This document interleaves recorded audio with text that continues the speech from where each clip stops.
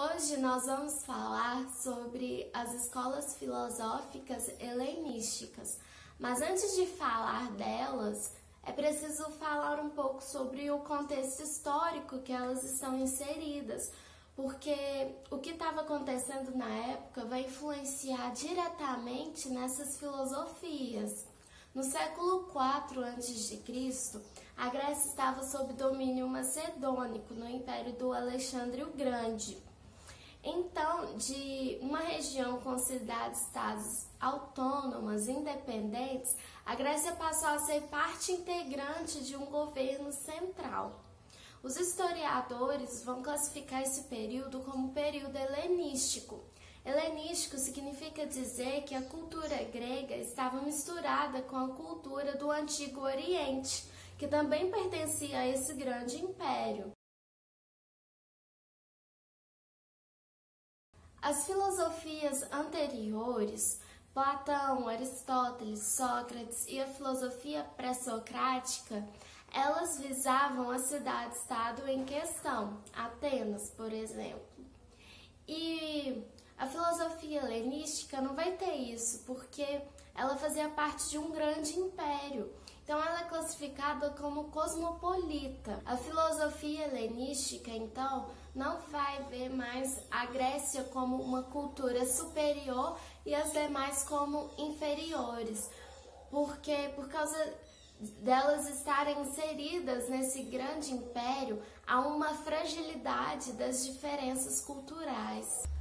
Então, devido a essas mudanças políticas, os helenísticos, a filosofia deles, não vai mais pensar o ser como cidadão, igual a política de Platão e Aristóteles falava, né? Usava o ser como cidadão. Não, é que eles vão usar o ser como o indivíduo. Ele não é mais cidadão, ele é um indivíduo e vai analisar a sua capacidade de atingir a felicidade. E a felicidade para os helenísticos consiste na existência desse indivíduo em conformidade com a natureza, em conformidade com a sua própria natureza humana. A primeira escola helenística que nós vamos ver é o cinismo. Cinismo vem de um termo grego, kinikos, que significa como um cão. Sua origem foi no século V a.C., no período clássico, ou seja, antes do período helenístico. Ela foi iniciada por Antístenes, um admirador de Sócrates, que vai renunciar ao estilo de vida aristocrático da época e vai refutar esses valores sociais. Mas foi somente com Diógenes de Sinope que o cinismo se tornou conhecido, já no período helenístico.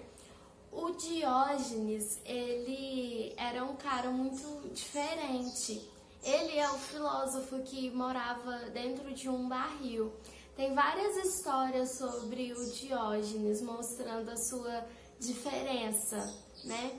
Tem uma história que ele estava andando no centro de Atenas, em plena luz do dia, carregando uma lanterna, falando que estava à procura do verdadeiro homem. Aí você pensa, que isso? O que esse cara estava pensando?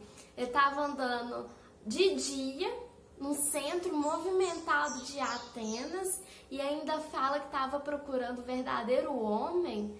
Isso, gente, significa uma denúncia radical ao estilo de vida em sociedade.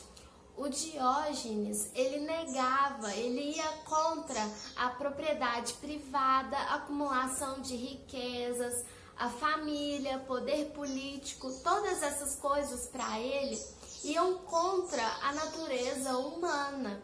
Para ele, os valores, costumes e normas sociais contrariam a natureza humana. Outro episódio, outra história da vida do Diógenes que eu acho sensacional foi um dia que Alexandre o Grande, o imperador, ficou sabendo desse estilo de vida alternativo do Diógenes e quis conhecê-lo.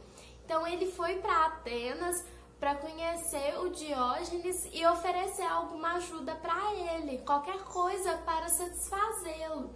E o Diógenes simplesmente responde: afasta-te do meu sol.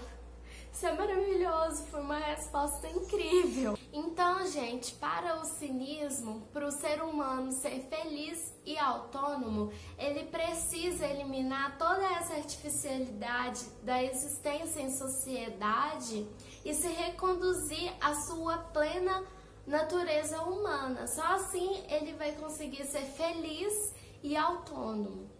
No ano de 306 a.C., Epicuro de Samos vai fundar um centro de discussões filosóficas, a Escola do Jardim.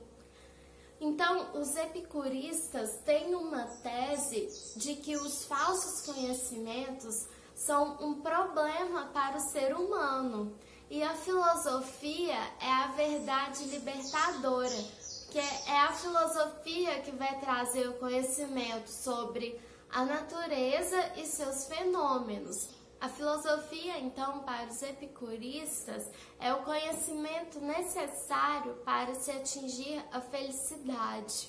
No texto Carta sobre a Felicidade, o epicurismo é caracterizado pelo hedonismo. O prazer, então, é entendido como princípio e fim de uma vida feliz. Mas não é qualquer prazer, eles vão classificar os prazeres. Há o prazer superficial, que é aquele que afasta o ser humano de sua felicidade e leva ao distúrbio. Há o prazer que procede de carências e eles são subdivididos. Há o prazer que procede de carência natural e necessário, como nutrição e proteção. Há o prazer natural não necessário, que é, por exemplo, uma roupa que está na moda, comida e bebida sofisticada. E o prazer não natural e não necessário, que são as acumulações de riqueza, poder, prestígio social. Tem o prazer estável, que é o prazer que o homem domina, controla os seus desejos e assim ele atinge a ataraxia. Ataraxia é a tranquilidade racionalmente adquirida. A terceira escola filosófica helenística é o estoicismo. Ela foi fundada por Zenão de Cítio. O Zenão, ele era um estrangeiro em Atenas, logo ele não podia adquirir territórios, propriedade territorial em Atenas. Então ele ministrava as suas aulas em um estoico público. Então os seguidores do Zenão eram conhecidos como os estoicos. Para falar sobre a filosofia, o Zenão vai utilizar a metáfora do pomar. Imagine um pomar e a cerca em volta dele é a lógica. As árvores que estão lá é a física, o conhecimento sobre a natureza. E os frutos dessas árvores são a ética. Ou seja, o que ele quis dizer com essa metáfora? Que o conhecimento se inicia com as sensações e ele tem a sua conclusão, a conclusão do conhecimento é a racionalidade, tem com a racionalidade. O mundo, os fenômenos, as relações humanas são governadas por um princípio divino. E esse princípio divino para os estoicos não é um deus ou os deuses gregos, é o logos, é a razão. Os estoicos têm a convicção de que a realidade é completamente racional. Isso implica a noção de providência, o que eles vão chamar de determinismo racional. Para o estoicismo, a realidade nada mais é do que uma complexa conexão de causa e efeito. Para o estoicismo, o ser humano é naturalmente capaz e determinado de atingir a felicidade, mas para atingir a felicidade requer a eliminação das paixões, dor, desejo, temor, prazer e a aceitação serena do destino, porque como a realidade é causa e efeito, você nada mais tem que fazer do que aceitar o seu destino. A quarta escola filosófica helenística é o ceticismo. Muitos historiadores consideram a origem do ceticismo lá com os sofistas, com Górgias de Leontinos, porque o Górgias nega o ser. Mas no período helenístico, o ceticismo se inicia com o Pirro de Elis e o Timon. O ceticismo se caracteriza pela desconfiança de certezas dadas, de verdades universais. Então, para eles, é dogmático todas as teses filosóficas que tentam trazer uma verdade absoluta. Para os céticos, não é possível dizer que uma afirmação é verdadeira e nem que ela é falsa.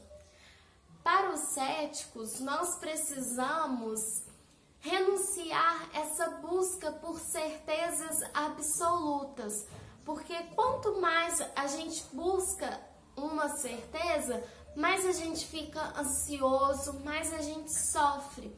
Então, para eles, a gente tem que simplesmente aceitar a realidade dos fenômenos. Então, gente, essas foram as 4 principais escolas filosóficas helenísticas: o cinismo, o epicurismo, o estoicismo e o ceticismo. Então, agora tem um mapa mental, a resolução de um exercício. E passando para lembrar que segunda-feira, 9 da manhã, eu vou fazer uma live no meu Instagram sobre a Segunda Guerra Mundial para ajudar os vestibulandos que estão de quarentena. Então, espero vocês na live e até o próximo vídeo.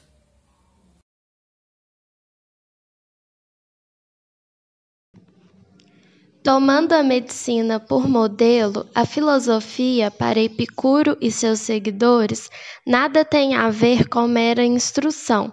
Vale em função de seus efeitos, é essencialmente atividade curativa e libertadora, que se constrói em 3 patamares: a lógica, a física e a ética. Lógica e física estão para a ética, como a higiene e a medicina estão para a saúde. São meios para alcançar a meta desejada. O texto remete diretamente à concepção epicurista de que, como eu falei no vídeo, a filosofia, para Epicuro, é a verdade libertadora, porque ela proporciona o verdadeiro saber sobre a natureza e seus fenômenos. Então, a filosofia é o conhecimento necessário à felicidade. Então, a resposta certa é a letra B. O conhecimento da natureza é condição de possibilidade da vida feliz.